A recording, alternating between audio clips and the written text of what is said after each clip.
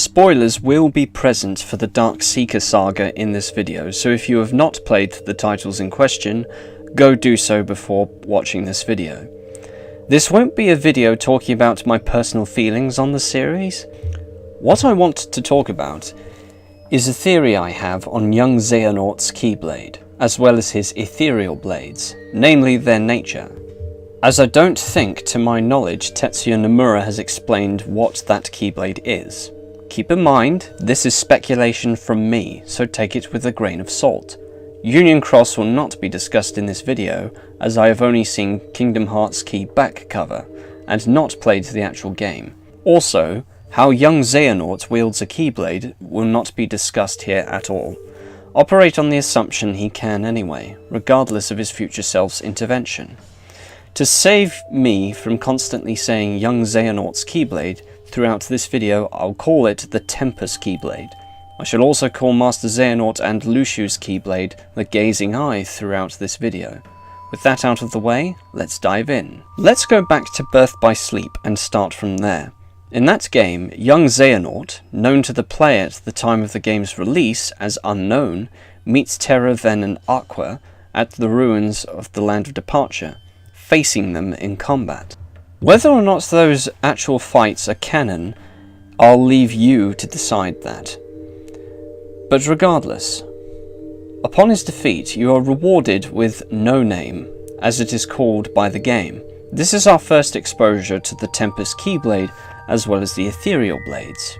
In Dream Drop Distance, young Xehanort uses the Tempus Keyblade and ethereal blades to fight Riku, but you'll notice a slight variation.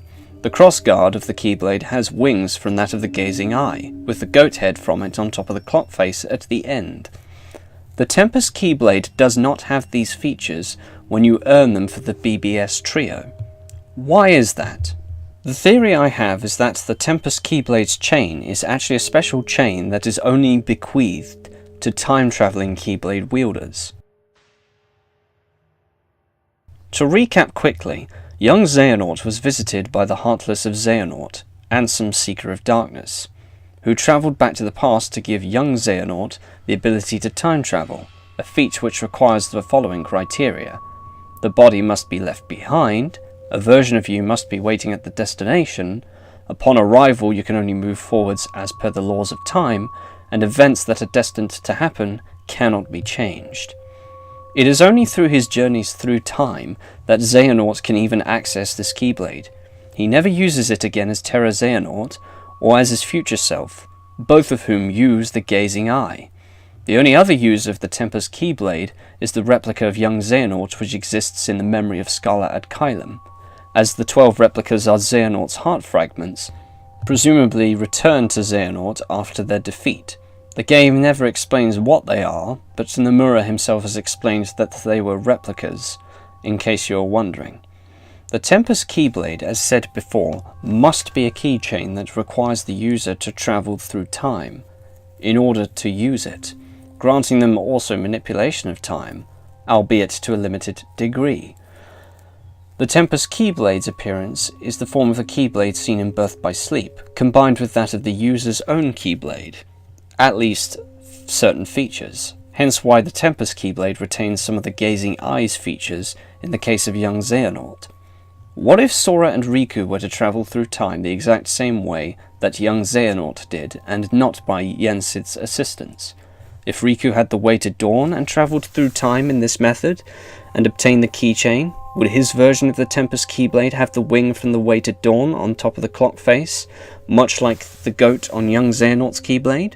Or if he used the Braveheart from Kingdom Hearts 3 and had the Mickey Mouse sigil on top? Would he use the ethereal blades like young Xehanort can? Would Sora's own Tempus Keyblade have aspects of the Kingdom Key, or Dawn Till Dusk, or Starlight present, and also use the ethereal blades? Who knows? Would it also be safe to assume that once the user goes back to their original time, the keychain is forfeit, restoring their Keyblade to their original form? This is a Keyblade that could be explored in a future spin-off, or even in Kingdom Hearts 4, should it arrive. What do you think about this theory, and feel free to leave your comments in the comment section below. Thanks for watching.